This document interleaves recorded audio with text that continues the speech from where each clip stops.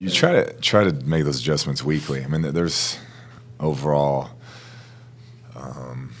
there's an overall, I guess, perspective on it that you take some notes of things you like to do in the off season that you think can help. But week to week, if you see something, you try to tweak it and be better and make improvements moving forward. Speaking of notes, a lot of guys, assistant coaches in the NFL, put together books, and they kind of take notes and lists of guys that they want to hire that become head coach. Did you have anything like that before you got hired? Not for NFL. College guys that I'd come in contact. I just didn't have a ton of contact with NFL guys. Yeah. I know there's 2 games left, but do you think Cutler has dispelled some of the maybe false perceptions about him before the season, that he was more of a runner than a passer, or that at his size he won't be able to kind of withstand the punishment? You think he's kind of dispelled those? He's it's been a work in progress, no doubt. I think anybody that's watched him play throughout the season sees the high end, what it can be, and I think he believes what it can be, and that's the most important thing. So I don't think any of us are worried about what it dispels. I mean, we got to go out there and we got to win a bunch of games, and then we'll all be happy. What do you think is the biggest growth that's come this season as a quarterback?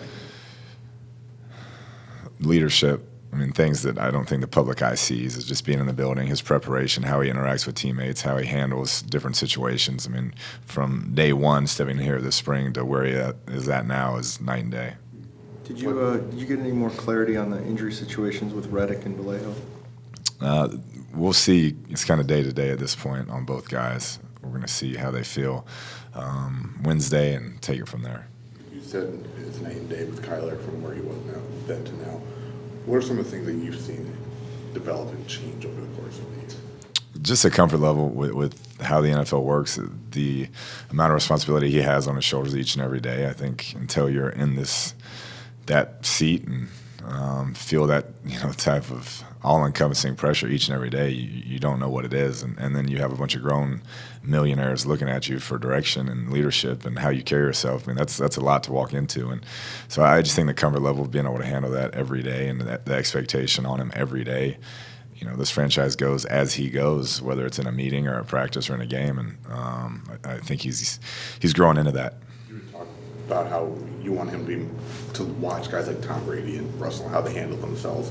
Did you sit down with him and actually, or just you show him film of certain situations of how these guys lead or how they react to things? Not as much, clips of body language or anything like that, but we talk about watching film of those guys and how they carry themselves and play the game, but I can't think of any specific examples where I send them a text or something. It's a bottom line business. It's not always about personality and things like that, but with Kenyan Drake, it just seems like he's got a lot of energy and confidence that carries over sometimes when he's rolling and when since he's been a part of the offense. Is that accurate? It is. He has a love for the game and a passion for the game, and then a competitive spirit. I mean, he when he touches the ball, he expects great things to happen, and that definitely rubs off on his teammates and coaches. I know you've talked before about admiring Drake from afar for a while. How much convincing did you have to do of anyone else in the office here, especially with David Johnson's situation, that Kenyan was going to be the guy? No, Steve was fired up about it. I'm not sure what would have happened had Chase not gotten hurt at that point. We liked what Chase was doing. We obviously liked David, and we thought we had 2 really good backs, but Chase got hurt, and Kenyan was out there, and we felt like he was a phenomenal fit. And then talking to guys in Miami and seeing it up close, I mean, he gives you everything you want from a competitive spirit perspective to type of player he is. You talked a lot last night about trying to get more out of the why of play calling and getting on the same page with you there. Is that happening during practice, during film? Where is he asking those questions? Yeah, practice. Yeah, I think I want him to be open, which plays he likes, what he doesn't like, when he wants it called, and I think that just comes with time, is getting on the same page there. He has 2 games left in his rookie deal. Is he kind of hitting a good stride at the right time? I'd say that was a pretty good game for the timing of it. But he's been waiting to show what he can do and be kind of the focus point of an offense for probably 7 years since Alabama now, and that was nice to see him have a breakout game, if you will. When you talk about schematic fit for him, I assume it's the versatility of what he does, but is it also running style? Does the way he runs fit into the way you guys do things? Just the the explosiveness in short spaces, to be able to get him the ball, whether it's a swing pass or a screen, and him be able to stick his foot in the ground and get vertical as quickly as he can, that definitely is a plus. Kyler said yesterday that Dan Arnold's had some freakish catches during practice. What have those been like? I think it was the very first day he was on scout team and going up and just, mossing people, and everybody was kind of oohing and ahhing, and we didn't even know his name. So not too long thereafter, we put him in offensively, and he's picked it up quickly, and Coach Hyden's done a great job with getting him in there. But he has a unique skill set when it comes to high pointing the ball, like he did yesterday. I mean, he can go up. He's athletic, and he's made some really nice catches since he's been here.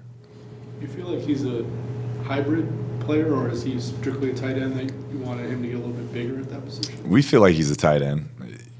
There's some flexibility in our offense where we could use him, move him around, and do different things. But he's game and blocking, and will stick his nose in there. Did you like those matchups when you moved him to the outside? We did. We felt like, obviously, a height advantage and being able to give him a chance in the corner of the end zone. It was kind of a last resort throw there, but it was us or nobody type throw, and Kyler made a great throw, and he obviously made a great catch. How do you feel like Kyler is doing decision-making wise when he does that zone read?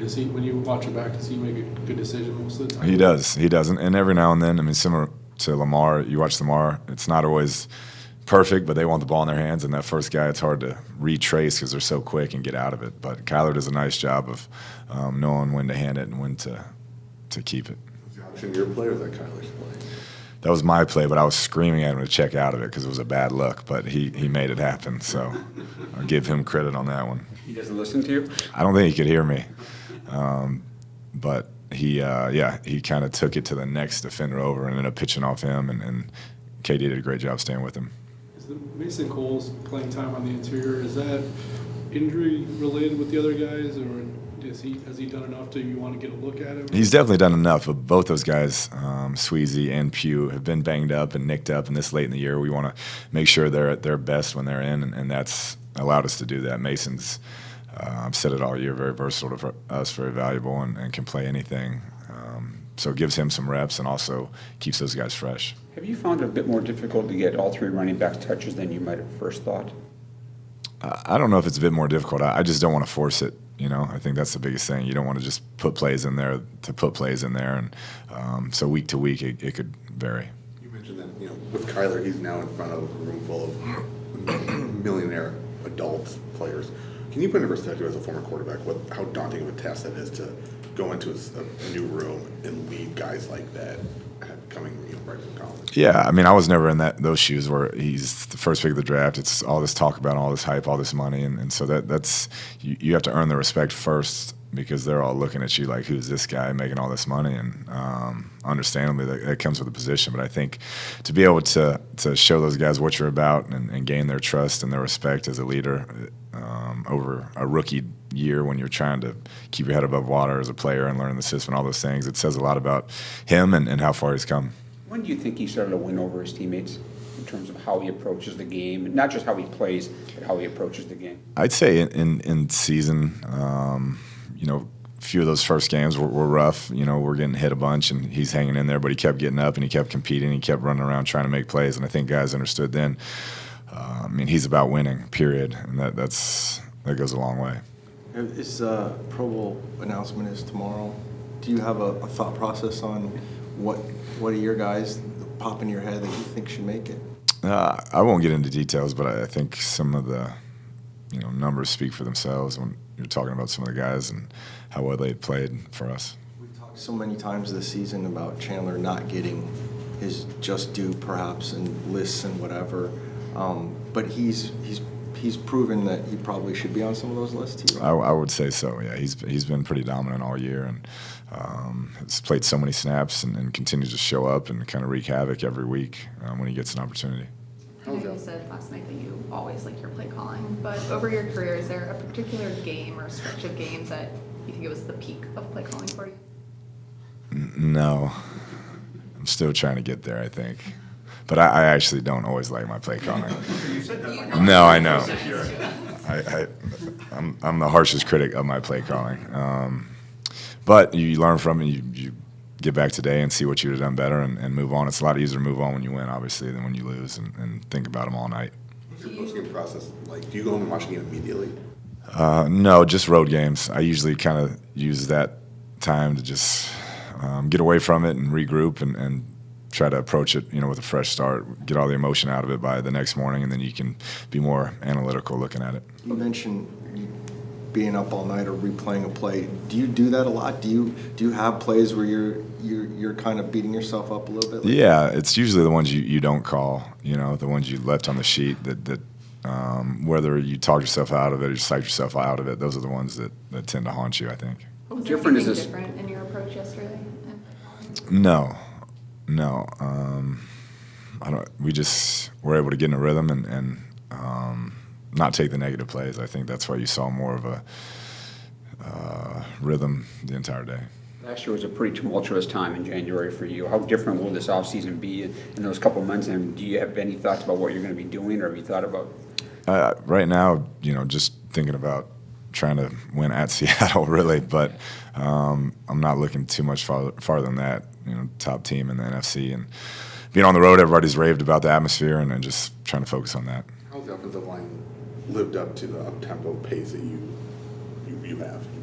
Initially, I think they were still kind of figuring it out early, and now they've seen it can be a weapon when we get on the ball and we get set, and we try to keep teams on their heels and execute at a high level. And so as the year has gone on, I feel like there's been more and more belief in it, and hopefully that continues. How much did you have to work with them and their conditioning early in the season or during camp? Yeah, you really can't replicate it, the game, but you try to do it as much as you can and walk through and get them in the rhythm of it and the pace of it. But until they're in that first game and you have the nerves and all those things, that's when I think they really get a feel for it. Justin, you mentioned last night that they were getting more excited as Kenyan was doing better throughout the game. That kind of was almost cyclical for them. Do you notice that at a certain point for the guys? Definitely. I mean, they'll come off the sideline and they were saying, hey, let's do this, let's run that when things are going good. And you could see that they knew KD was having a good night and wanted him to continue to get his touches.